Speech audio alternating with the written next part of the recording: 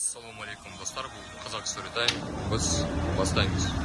1942 жылдың желтоқсаны. Қазақстанның шығыс бөлігі Тарбағатай жоталарының етегіндегі шалғай аудан.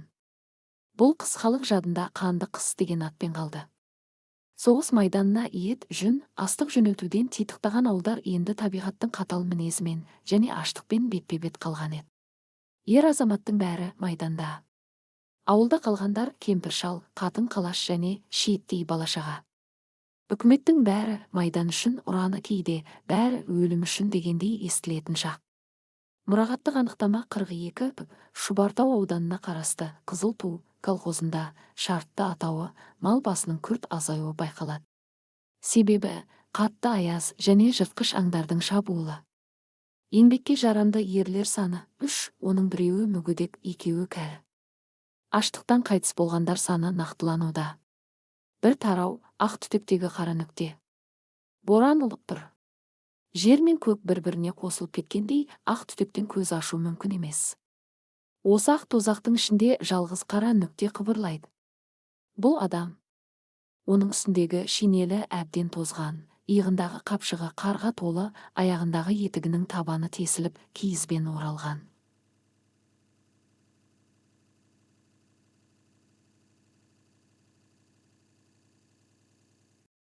Оның есімі Қайсар, бірақ құжат бойынша ол жоқ. Ол отанды сатқан опасыз, дезертир. Оның есімі полк тізімінен өшірілген, ал туған ауылына із-түзсіз жоғалды, немесе қашып кетті деген қара қағаз әлдеқашан жіберілген болуы мүмкін.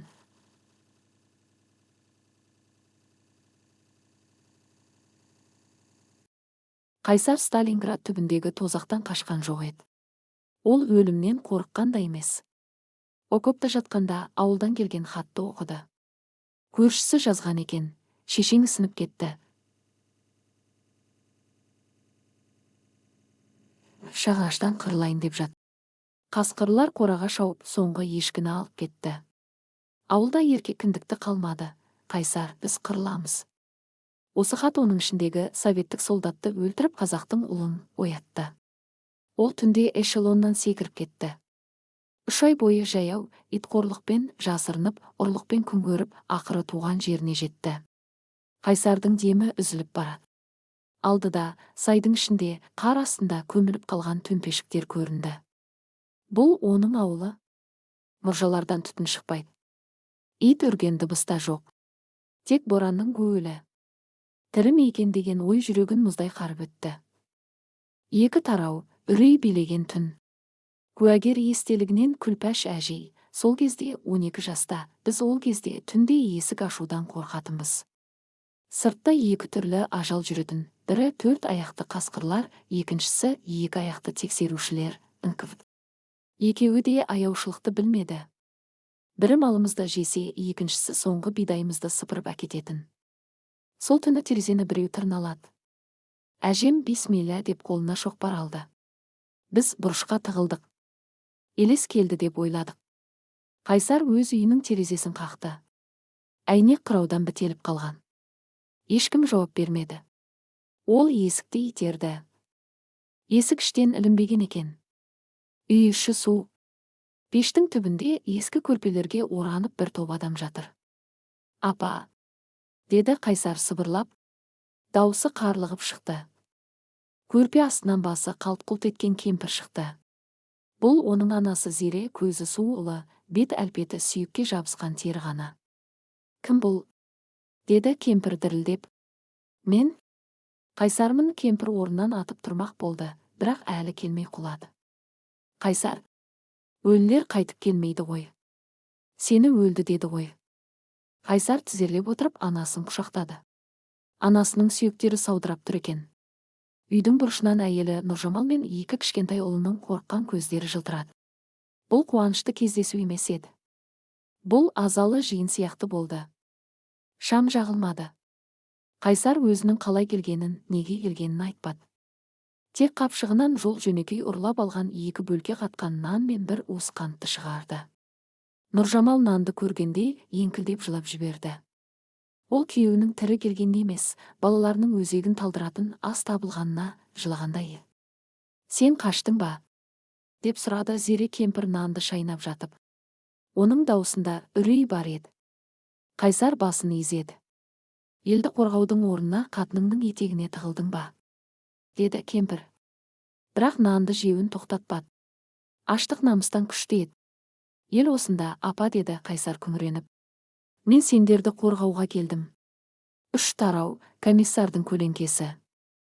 Ертеңіне таң атпай Қайсар үйдің шатырына, ескі қораның қуысына жасырынуға мәжбүр болды. Себебі ауылда тәртіп қатал. Түске қарай ауылға атты милиция мен Велис мінген мүкірді лейтенанты келді. Оның аты Садықов, жас, өркөкірек, көзінде партияға деген соқыр сенім мен мансапқорлықтың оты жанған жігіт. Садықовтың мақсаты партизандарды немесе қашқындарды ұстау емес, ауылдан тағы да ет өткізуді талап ету.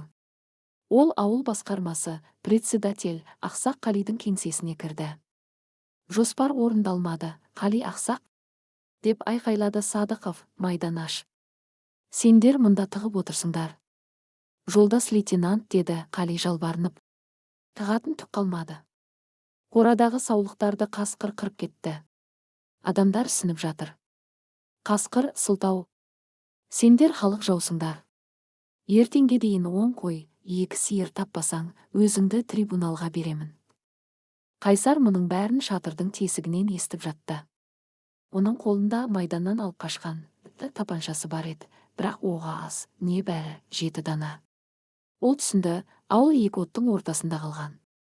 Бір жағынан аяусыз үкімет, екінші жағынан ашық қасқырлар. Ауылда қару жоқ. Барлық аңшы мылтықтары соғыс басталғанда майдан мұқтаждығына немесе бүлік шығармау үшін тәркіленген. Ауыл адамдары қасқырға қарсы тек таяқпен, айырмен шығады. Ал аш қасқырлар адамнан қорқуды қойған. 4 тарау, қанды түн. Сол түні боран басылды, бірақ аяз күшейді. Ай жарық. Қайсар үйінің төбесінде ескі тулаққа оранып жатқан. Кенет қора жақтан жылқының жан даусы шықты. Артынша иттің қыңсылаған даусы естілді де тынып қалды. Қасқырлар бұл жай ғана 1-2 қасқыр емес, үлкен үйір екен. Олар тікелей ауылдың ортасындағы басқарманың атымен колхоздың соңғы сиырлары тұрған қораға шапты. Ауыл адамдары шулап сыртқа шықты. Қали ақсақ қолына айыр алып жүгірді, әйелдер шала жанып тұрған отын көтеріп шықты. Бірақ қасқырлар бұл жолы шегінбеді. Олардың басшысы бір көзі соқыр, дәу көкжал арлан екен. Ол адамдарға қарап ырылдады. Бір қасқыр Қали ақсақтың үстіне секірді. Шал құлады. Қайсар шыдай алмады.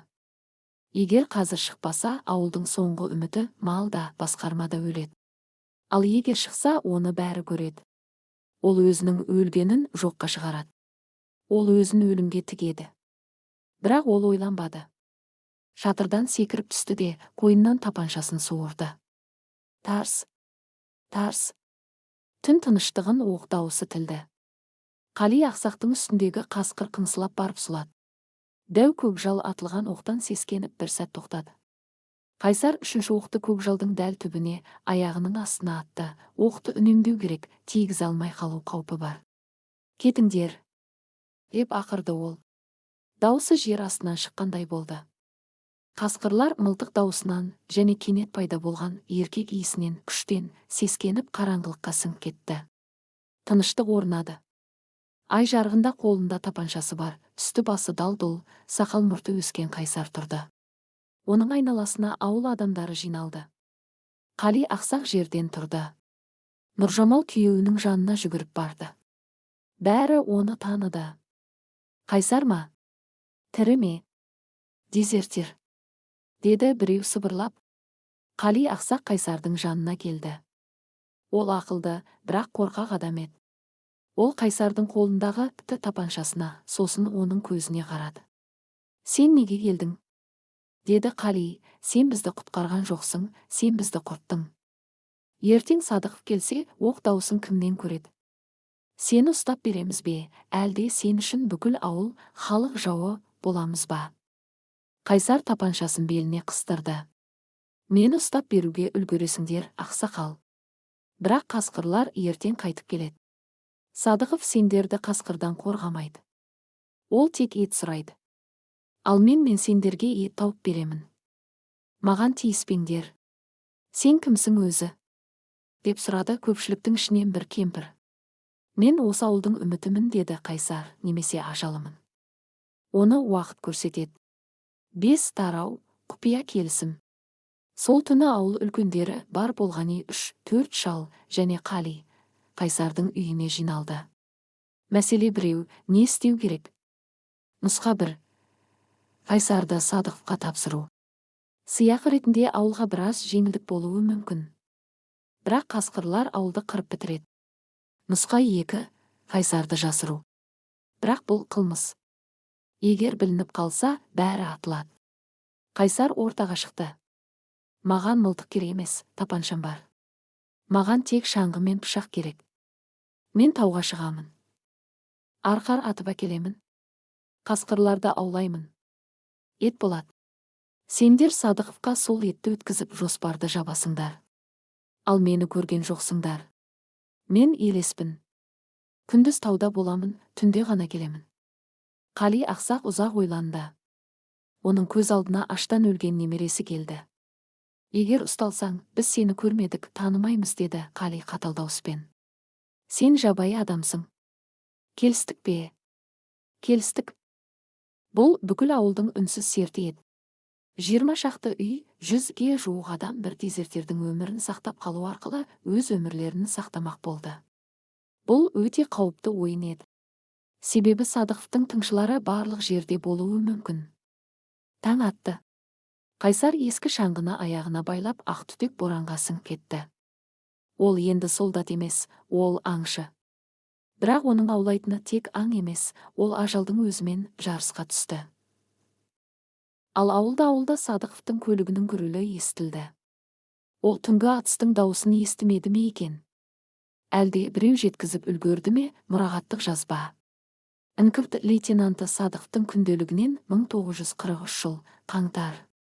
Бұл қарғыс атқан ауылда бір құпия бар. Жоспар орындала бастады. Кеше ғана аштан өлейін деп жатқан колхозшылар бүгін ет өткізді. Еттері жылқыныкі емес, дәм тұзы басқаша. Мен олардың көздерінен қорқынышты ғана емес, бір үмітті көріп тұрмын.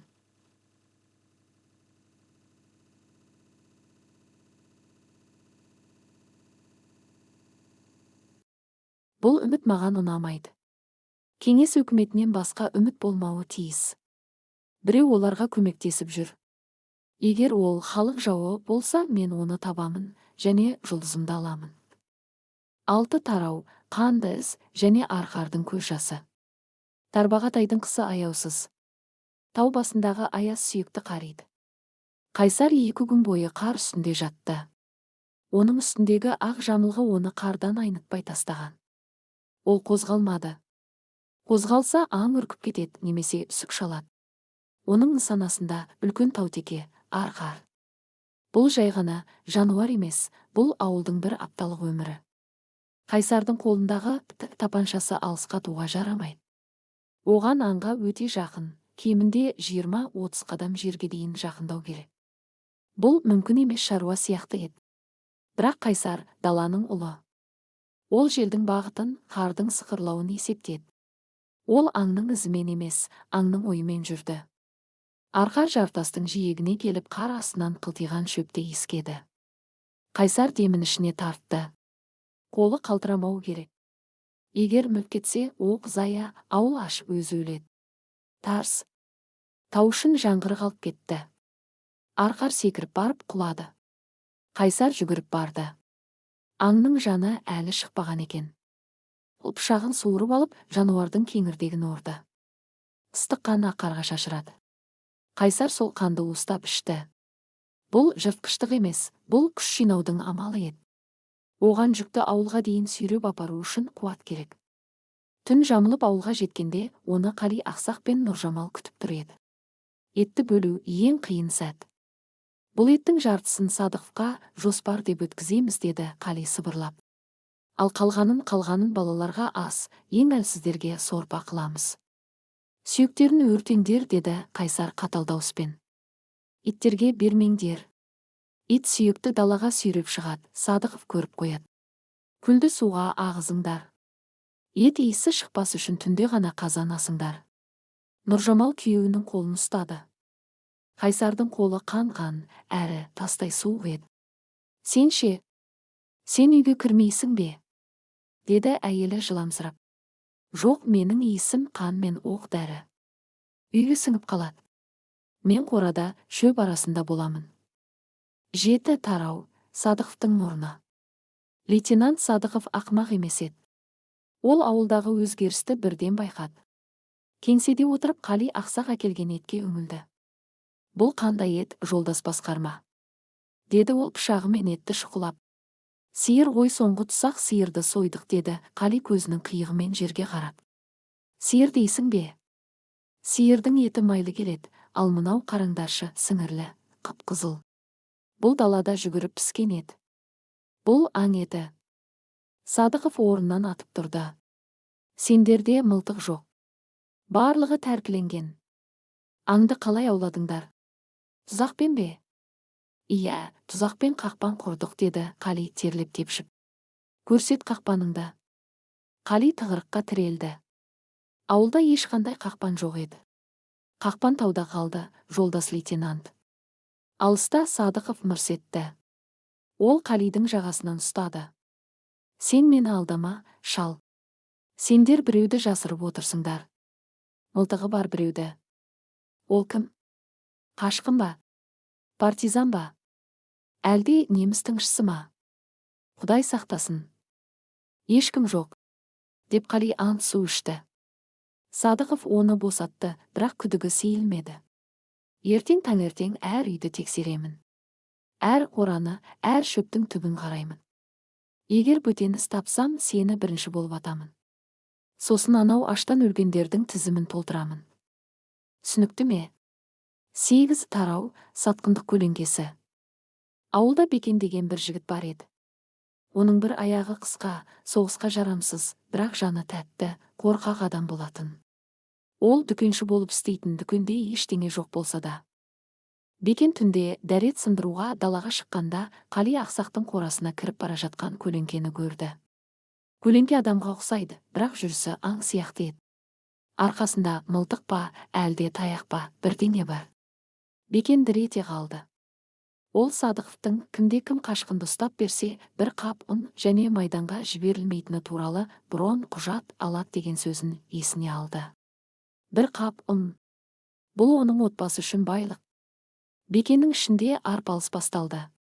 Бір жағы ауылдасы, екінші жағы өз басының қамы. Ол ертеңне таңертең Садықовтың штабына, мектеп ғимараты, баруға бел буды. 9 тарау, қасқырлардың кегі. Бұл түні табиғат тағы да мінезін көрсетті. Бірақ бұл жолы аяз емес, жыртқыштардың ақылы таң қалдырды. Көкжал арлан алдыңғы бөлімде қайсар атқан қасқырлардың басшысы жарасын жалап жазған еді. Ол ақылды жыртқыш.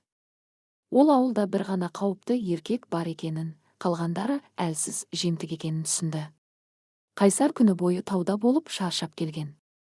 Ол Қалидің қорасының шатырында ұйықтап жатты. Ал қасқырлар бұл жолы қораға емес, ауылдың шетіндегі ең әлсіз үйге, жесір қалған Күләштің үйіне шабуыл жасады. Күләштің үйінің есігі ескі, терезесі аласа болатын. Түн ортасында шыңғырған дауыс шықты. Қасқырлар терезені сындырып ішке кірмек болды.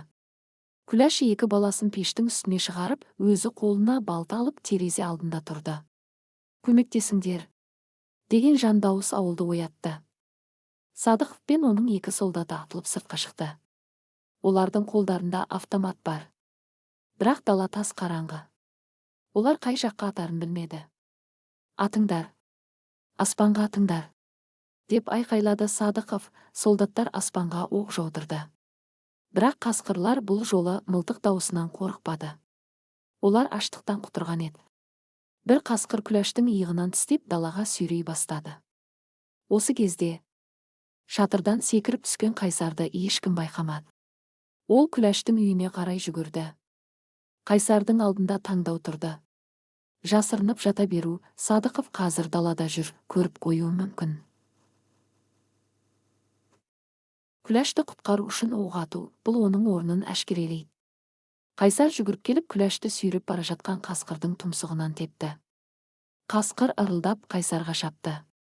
Қайсар тапаншасын қолданбады. Оқ дауысы оны сатып қояды деп ойлады ма, әлде оғы аз болды ма? Ол белдігіндегі ұзын пышақты суырып алып, қасқыр мен қоян қолтық айқасқа түсті. Адам мен аң қар үстінде аунап жатты. Қасқырдың азу тістері Қайсардың иығын орып түсті. Қайсар пышағын жыртқыштың жүрегіне қадады. Осы сәтте Садықовтың велесінің жарығы жарқ етіп, тура осы көріністі жарықтандырды. Жарық сәулесінде қасқырдың өлігі қан жоса болған күләш және қолында қанды пышағы бар, сақал мұрты өскен, көздері от шашқан Қайсар тұрды. Садықов автоматты Қайсарға қаратты. «Қозғалма!» деп айқайлады ол. «Қашқын! Мен сені таптым!» Ауыл адамдарда жиналып қалған еді. Бәрі демдерін ішіне тартты. Қайсар қашпады. Ол пышағын қарына сүртті де Садықовқа тура қарады. «Сен қасқырды емес, мені аңдып жүр екенсің ғой, лейтенант», деді ол ентігіп. «Ал мына әйелді кім құтқарар еді? Сенің жоспарың ба?» «Он тарау, тұтқын». Садықов Қайсарды тұтқындады. Оны мектептің жертөлесіне қамады. «Ертең ауданға алып кетемін», деді Садықов Қали ақсаққа. «Сендер бәрің жауап бересіңдер. Дезерттерді жасырғандарың үшін трибунал». Ауыл үнсіз қалды. Үміт сөнгендей болды. Олардың жалғыз қорғаушысы торда. Ал далада әлі де аш қасқырлар ұлып жүр. Көкжал әлі тірі. Ол бүгінгі жеңіліс үшін кек алуға қайтады. Түн ортасы. Жер төлесу. Қайсар бұрышта отыр. Кенет есік сықырлап ашылды. Есік алдында Бекен тұрды. Жаңағы сатқындық жасамақ болған қорқақ Бекен. Бірақ оның қолында бір қап ұн емес, кілт бар еді. «Кешір, Қайсар», деді Бекен дірілдеп. «Мен сені сатып кете жаздадым. Бірақ жаңа сен күләшті құтқарғанда. Менің де әйелім бар ғой. Мен еркек емеспін бе?» Бекен есікті ашты. «Кет, Қайсар, тауға кет. Садықов таңертең сені алып кетсе, атып тастайды». Қайсар орнынан тұрды. «Жоқ, Бекен, мен кетсем, Садықов сендерді қырады. Мен қалсам да өлемін». Бірақ Қайсардың басқа жоспары бар еді. «Маған тапаншамды тауып бер», деді Қайсар, «және Садықовқа айт, мен қашып кеткен жоқпын. Мен оны аңға шақырамын». Бұл түні ауыл ұйықтамады. Ертең үлкен шайқас болады. Тек адам мен адам арасында емес, адам мен табиғат, намыс пен қорқыныш арасындағы шайқас, мұрағаттық анықтама. Шұбартау аудандық НКВД бөліміне түскен рапорттан лейтенант Садықовтың баяндауы бойынша Қызыл ту колхозындағы малдың шығыны тоқтатылды. Бандиттік топтар, қасқырлар үйірі жойылды. Арнайы операция барысында бір жауынгер ерлікпен қаза тапты. 11 тарау, 2 жаудың келісімі. Таң бозар батты. Мектептің жертөлесіне лейтенант Садықов кірді. Оның қолында наган тапаншасы дайын тұр еді. Ол камераның бос екенін көруге дайындалып келген. Бекеннің түнде келгенін сезген болуы мүмкін.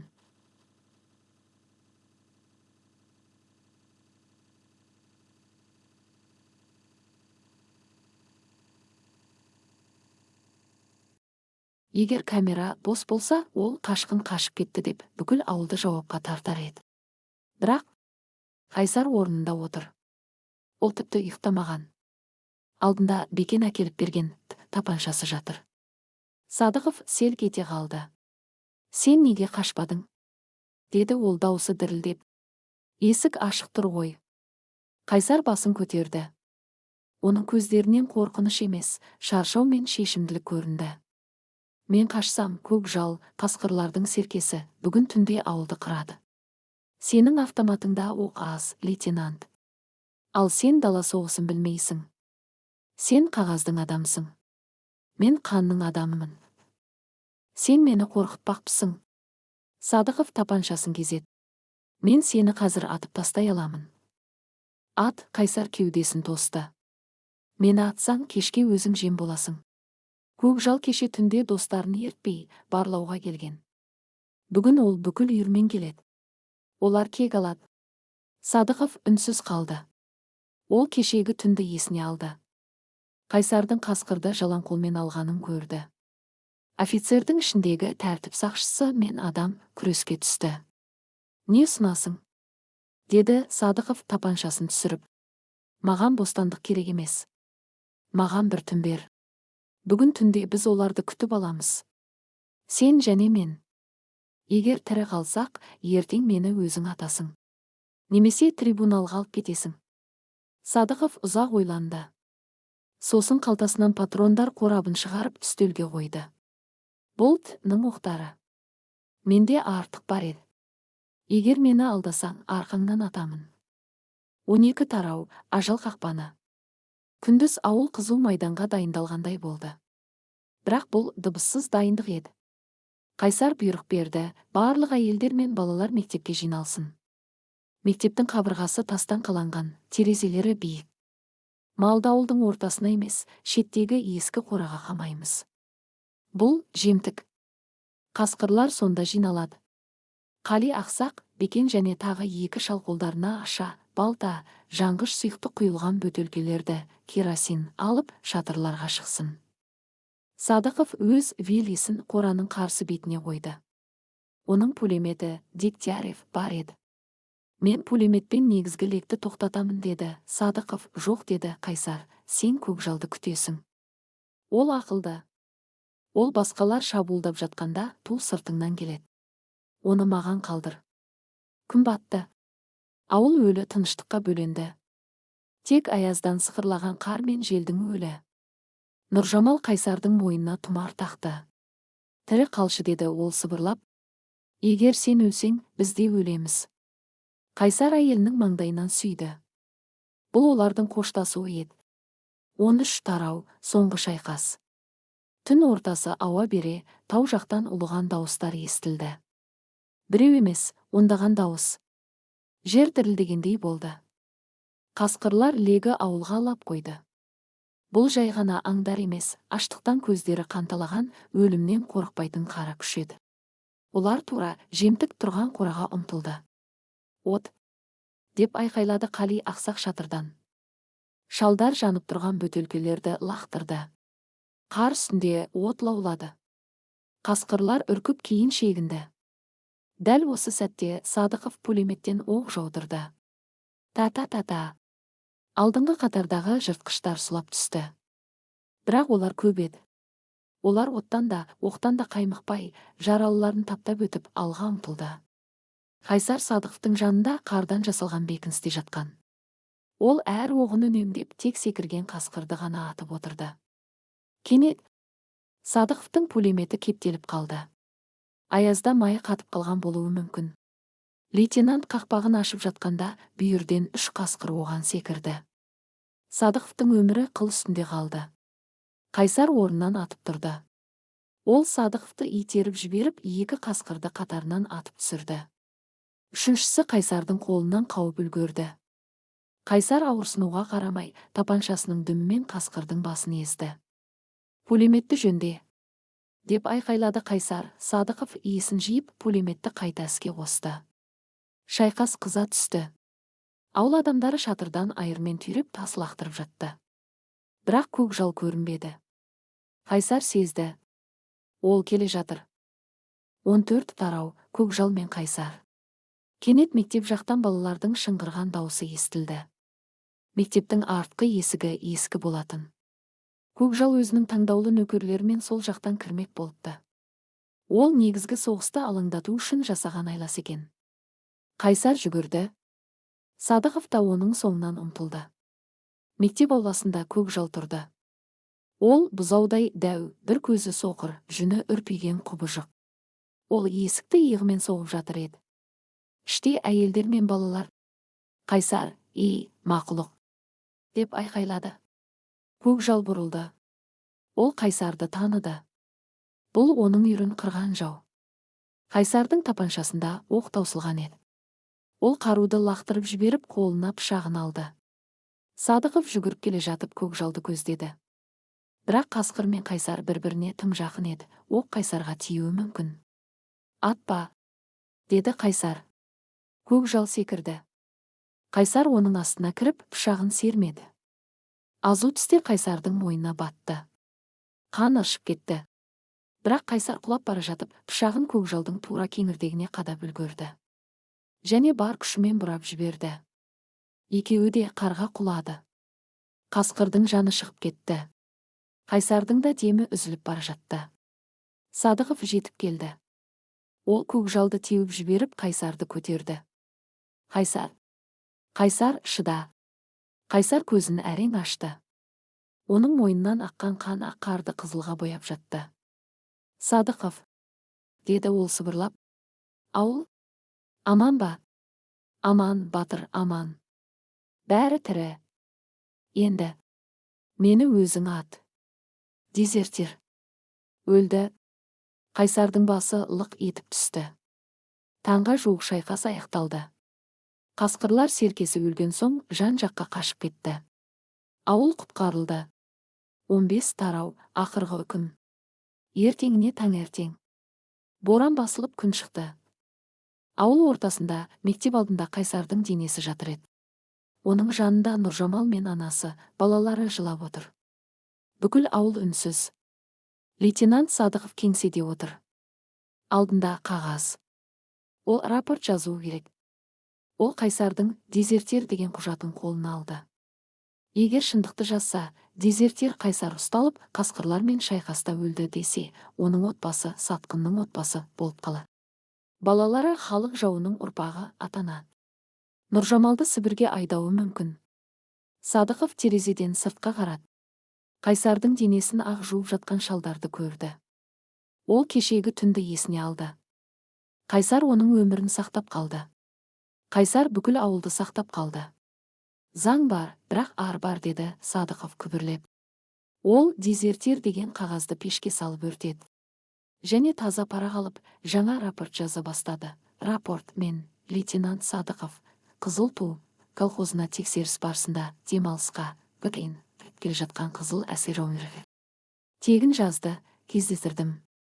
Бандиттік топтардың қасқырлар колхоз мүлкіне шабуылы кезінде жауынгер Қайсар асқан ерлік көрсетіп, колхоз малын және бейбіт тұрғындарды қорғау кезінде қаһармандықпен қаза тапты. Оны Қызыл жұлдыз орденіне ұсынуды сұраймын. Бұл өтірік еді. Бірақ бұл ең қасиетті өтірік болатын. Эпилог: үміт ескерткіші. 1985 жыл. Жеңістің 40 жылдығы. Ауылдың ортасында кішкентай ескерткіш тұр. Онда соғыстан қайтпаған боздақтардың тізімі жазылған. Тізімнің басында Қайсар деген есім тұр. Ескерткіштің жанында қартайған Садықов, отставкадағы полковник және ақ жаулықты кемпір Нұржамал тұр. Рахмет саған, балам, деді Нұржамал Садықовқа. Сен оның атын ғана емес, біздің өмірімізді сақтап қалдың. Жоқ, апа, деді Садықов көзіне жас алып. Ол мені сақтап қалды. Менің адамдығымды сақтап қалды. Ауылдың шетінде, биік төбенің басында жалғыз зират бар. Ол жерде қасқыр мен адамның аңызы ұйықтап жатыр. Жел соқса, ол жерден мен қашқын емеспін, мен қорғаушымын деген сыбыр естілетіндей. Бұл ауыл әлі күнге дейін бар. Және олар ешқашан үміттерін үзбейді. Себебі олардың тарихында бір дезертир бүкіл ауылдың үмітіне айналған болатын. Соңы